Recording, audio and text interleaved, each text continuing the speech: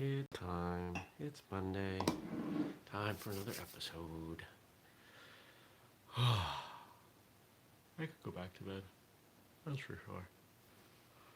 Oh, pardon me. You probably feel the same though, don't you? It's kind of a universal thing. Wanting to go back to bed, especially on Monday morning. Oh well, 3, 2, 1. Good morning, everybody. Welcome. Today is Monday, January 27th, 2020. My name is Jeremy, and this is my first cup of coffee.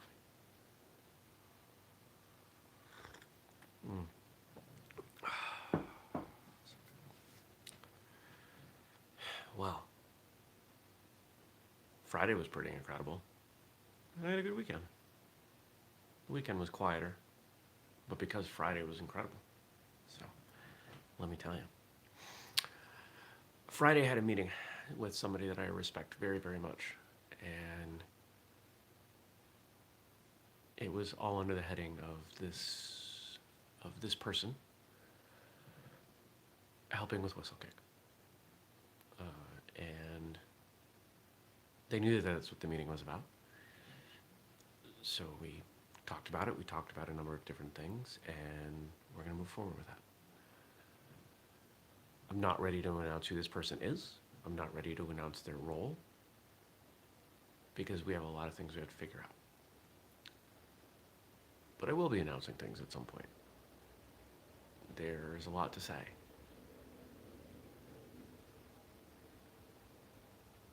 But at this point, let's just say that this individual is someone I have the utmost respect for as a person, as a martial artist, in business.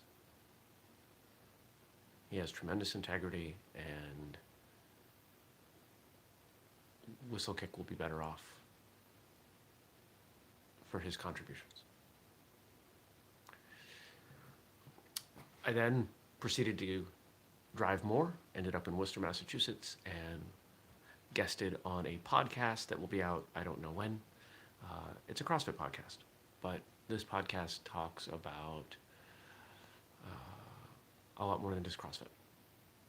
And I've been listening to it for years, and I've gotten to know the host.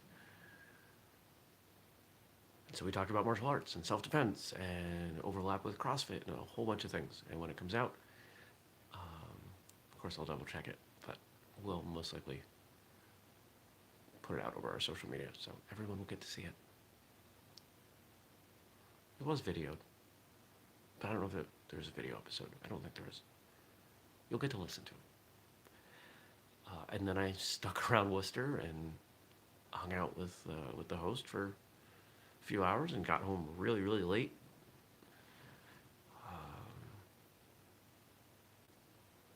And spent the weekend recovering and cleaning the house and boxing up some product. Oh, we got a new shipment of Pursuit gloves, what we call the semi-contact gloves. The ones that kind of look like boxing gloves. Those arrived on Friday while I was gone, so packed up and shipped some of those out to Amazon, and the rest are available on whistlekick.com. We've been having I think it was Thursday, maybe Friday. I posted the new inventory that arrived. No, I think it was Friday. I posted the new inventory that arrived of our foam sparring gear, and been selling a bunch of that already. So that's pretty cool. If you've been waiting for something, it's probably available in black or white right now. So go grab it, because at some point in the next day or two, I'll be sending some stuff over to Amazon. So if you want it, grab it now. Because once it hits Amazon, it's going to sell. Ooh. There's a lot of pent-up demand. A lot of pent-up demand.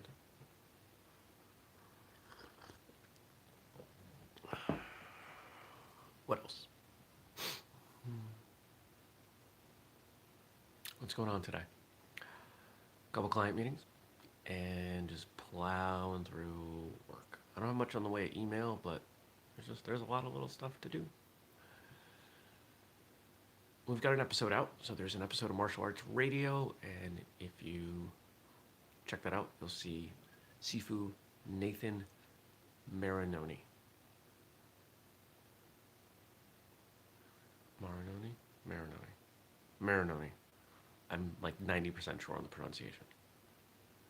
I recorded the intro a couple weeks ago, and I don't have any notes around for that. But nice guy. Had a great conversation with him, and I didn't realize when we scheduled him that he's somewhat local, and we've actually been in the same place at the same time. We've been to some training events together, so gotta make sure I connect with him next time. He's a good guy.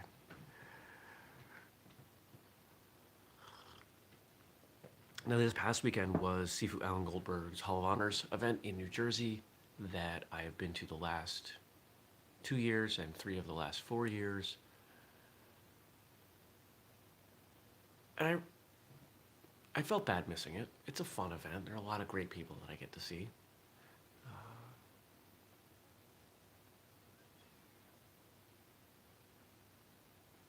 But it's a long drive.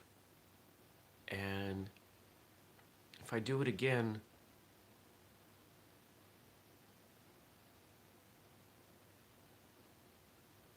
I'll do it again. It's over an 8-hour drive. And that's a lot. That's like my limit for driving in one day. But then to do that on Friday, or rather,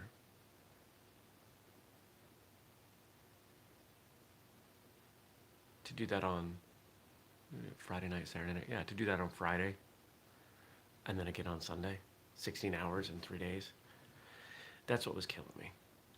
So if I do it again, I've got to do another night somewhere, but then of course, lose another day of work.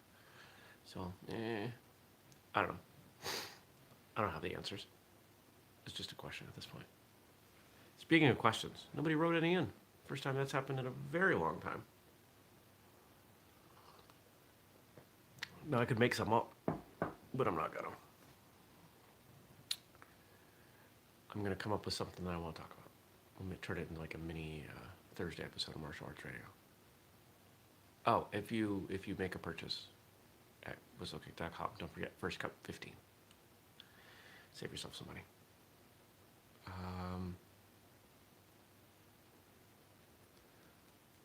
Let me think, because I'm always having conversations with people. They're always martial arts conversations. Let me think about some of the things that I talked about on Friday. One of the things we talked about was preparation. And of course, walking around Worcester, Massachusetts late at night. Granted, there were 3 of us, so it was much safer. And we walked places that I would not have walked by myself. But we talked about preparedness and the idea of being prepared. What does that look like? Now, one of the things that I've been saying for years is that you cannot be perfectly prepared. You can be over-prepared, you can be under-prepared. You'll never be perfectly prepared because that requires being able to see into the future. Right? I know that if I bring even if the weather's okay, even if I bring a hat and gloves, put them in my car, I'm more prepared. If I have some extra water with me, I'm more prepared. If I don't bring a jacket and wear only the clothing that I would be comfortable being inside and rush from the car to the places I'm going, I'm definitely less prepared. Because I'm not even warm enough while the car is warming up, right? So this is my philosophy. And when I travel, I tend to fill whatever bags I'm taking. If I'm traveling somewhere in the car for a couple days, I'll put a ton of stuff in the car. Because the more stuff I have and the more versatility with what I have on me, the more prepared I am. Now, what does that look like day to day? I carry a pocket knife. I carry a pen. I carry a small flashlight. I can use all 3 of those as weapons if need be. The small flashlight's made of metal. The pen is a space pen with a cap. And whether I use those for, finger manipulations or just to, an impact weapon to bob somebody.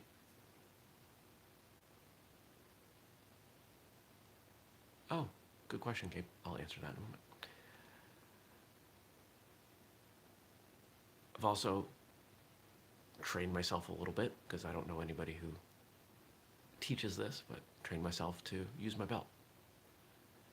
I wear a pretty heavy leather belt with a decently weighty buckle. And if I was to swing that and hit somebody in the head with it, it's gonna hurt like heck. So I always wear a belt, even if it's not holding up my pants, even if I'm wearing a shirt that's untucked and no one sees that I have a belt. I wear a belt. On the days that I don't wear a belt, I feel really, really strange. And those are few and far between. I make sure that the pants I wear, I can move in.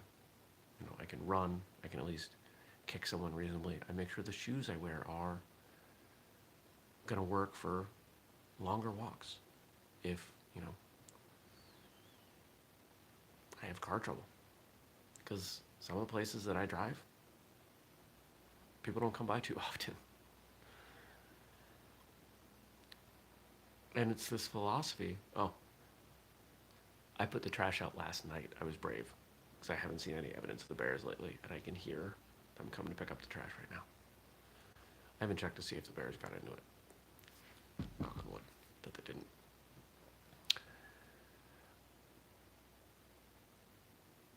Some people will try to normalize their behavior and say, I don't need to have those things. What's the chance that something's going to happen? It's slim.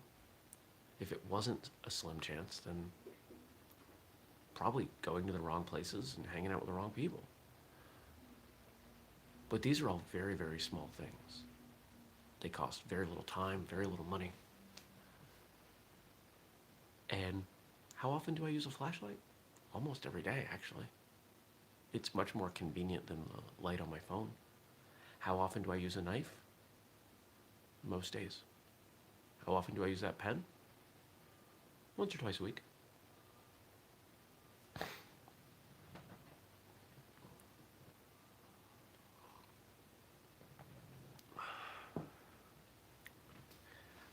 I'm playing with ideas on how to take this information and to convey it to people. Because the moment you start using terms like prepared or preparedness, or in the preparedness community, telling you about the pen, flashlight, and knife would be talking about my EDC, my everyday carry, which creates all these discussions around firearms, which I'm just not willing to have.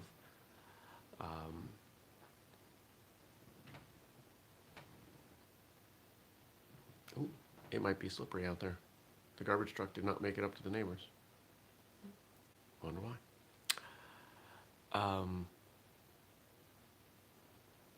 Yeah, so I want to share this information, but I want to do it in a way that doesn't put a target on my back from extremists on one side or the other, because that stuff happens.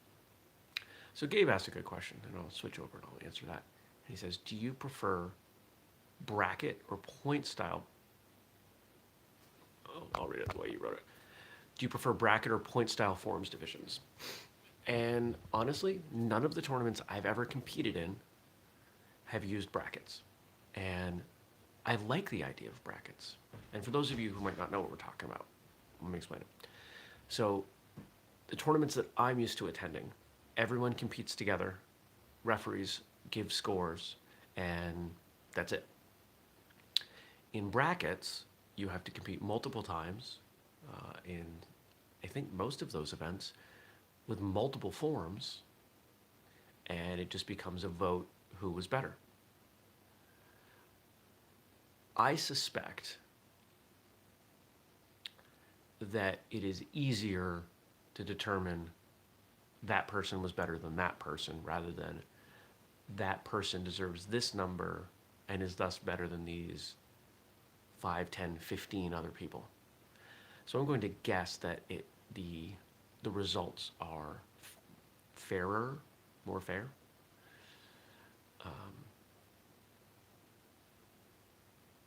I know that this is how some of the higher level karate tournaments do things.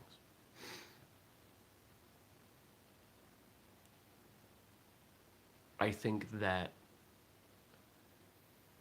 with brackets, it becomes more of a competition, not just of a single form, but of your ability to do forms overall. Which, growing up, if I'd known about that, I think I would have really liked that. Because I like forms. And one of the things that frustrated me in competition was that, yes, I had one form that I worked very, very hard on and got pretty good at. But I still worked on my other forms. I was still pretty good at all of them. And I would see times when people would, so the tournament circuit that I grew up on, if you tied, they would add in the high score and the low score. They'd do some point manipulation. And then if there was still a tie, you would do it again.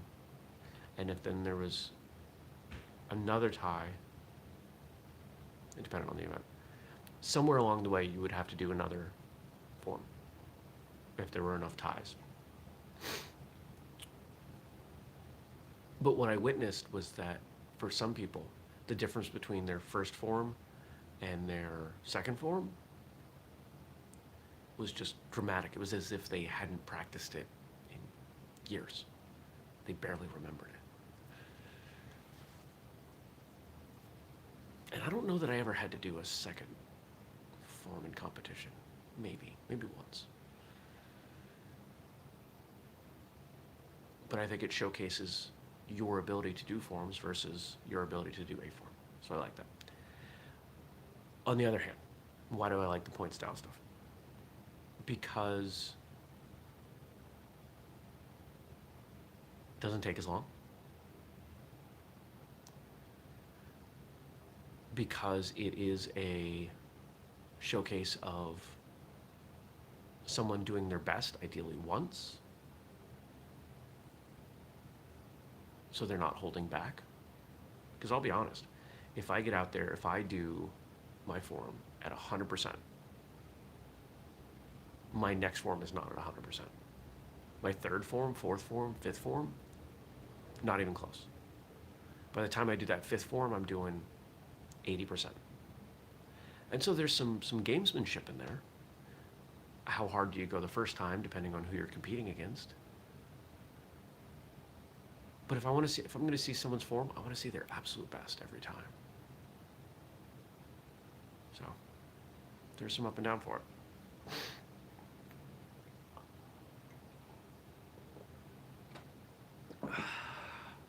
Coffee's good. Nope, they made it. I don't know, maybe they got a running start. These are the type of things that we have to deal with in the Northeast. The garbage trucks go up steep, slippery hills backwards with a running start.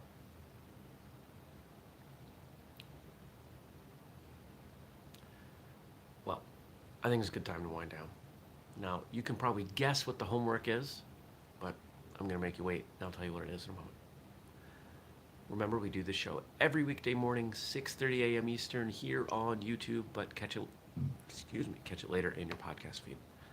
If you want to ask a question, and I hope you ask a question, please ask me questions. Drop them below, and I'll answer them tomorrow. Subscribe, turn on notifications, so you can find out about this show when it goes live, as well as all the other stuff that we're doing. Go check out today's episode of Martial Arts Radio, and if you want to email me, jeremy@whistlekick.com. Now your homework.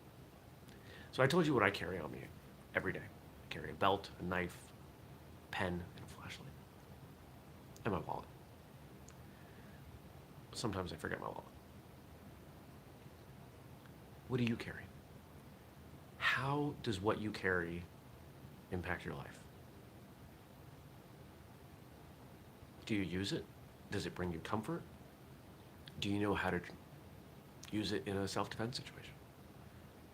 Have you practiced deploying it?